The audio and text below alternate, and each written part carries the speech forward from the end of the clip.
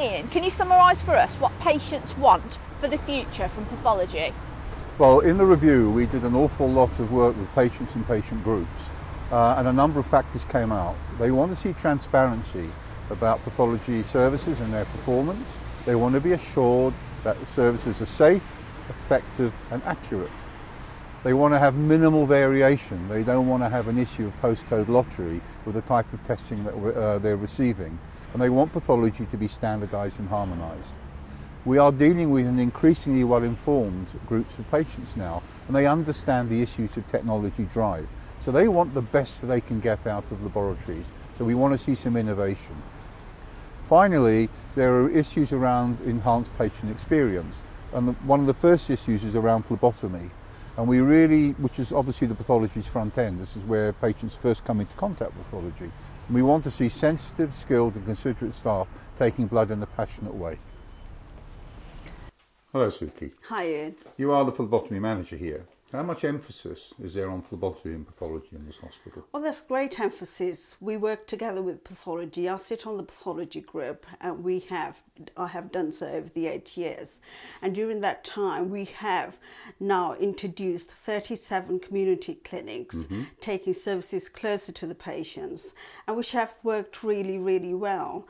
We find that we have to demonstrate and continually work on integrated services and bringing CCGs in with the pathology phlebotomy clinics and making sure the services are going closer to patients, and they are happy with that. I think this is really important because obviously phlebotomy is the front face of pathology. Patients notice phlebotomy skills when they come in, that they are using the right equipment, the patients are communicating well, and the phlebotomists are with them as well. And if we don't, we get complaints which we have to deal with day to day. And this is where it is really important that we employ staff that have got those skills. And this is where it's important that we've got things in place to make it easier for our staff as well. Things like handwritten forms are now a thing of the past. Well, at present we are focusing on introducing better working areas for our paediatric patients.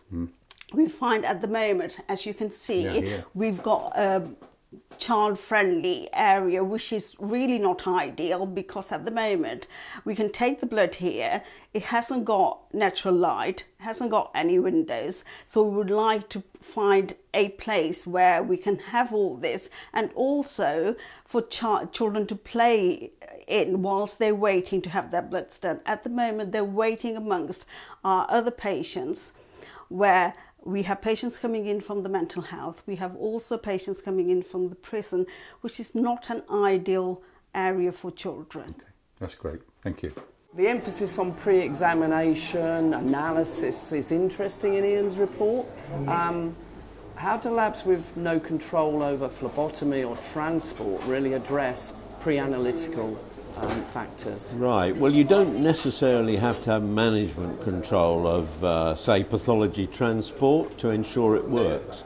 Labs have an overall responsibility to their users, and they must input into any formal or informal contracts or arrangements for pre-examination processes.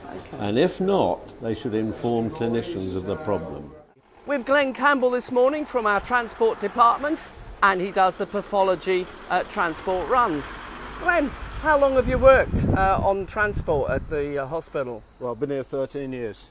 Well, we're going to look at the GP side, and we're also going to look at how you interact with the laboratory as well, and get a bit more of an insight to pathology transport. Right, thanks, Glenn. Let's get going. Just tell us, how many GP practices do we pick up from in the trust? About 140. 140? 140. And the number of runs we do each day is about? About 14 runs. 14 runs a day? 14 runs, yeah. How many different practices would you visit between leaving the lab and getting back to the lab? Depends on the run, really. I mean, sometimes you could do, say, about 20. Okay. You literally just go in... you probably literally just go in, just bouncing from one to the other. Okay. You can, do it in about 2 or 3 hours. You go to surgeries at certain times. Yeah. You do, yeah. What happens when you turn up early is sometimes I say to you, you can go, or other times I say, do you mind waiting a couple of minutes? Yeah. So, you know, you wait, because that waits, if you wait, it saves another driver going out. Okay. Oh, to pick up extra samples. Glenn, we've just picked up some samples from 33 Newton Road. Was that a normal part of the run, or? No, it wasn't. That was a callback. That was where you pick up the extra bloods. Well, this is actually a PDA system. Yeah. And back at the office, when the jobs come in, they send the jobs through to me on this. Okay, so an extra pathology sample from a practice like we've just done, that would come in on the PDA? It would come in on the PDA. Has it got the ability to do sample tracking? Yes, it has.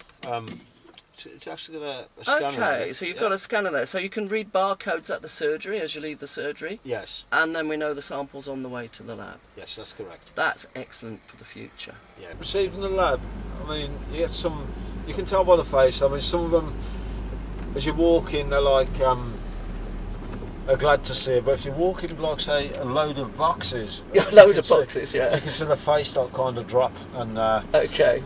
Yeah. So we want middle of the range numbers of samples, not extremes. Do you see the role of the pathology transport as really important in pathology? Yes, I do. It's a good part, really, because I mean, we've got a lot of drivers go out and they do work hard to bring the bloods in and make sure get them at the right time, and because I know that for a fact if they're not in for the right time, then the patient causes the patient inconvenience. Do you get invited to the Christmas do and social functions?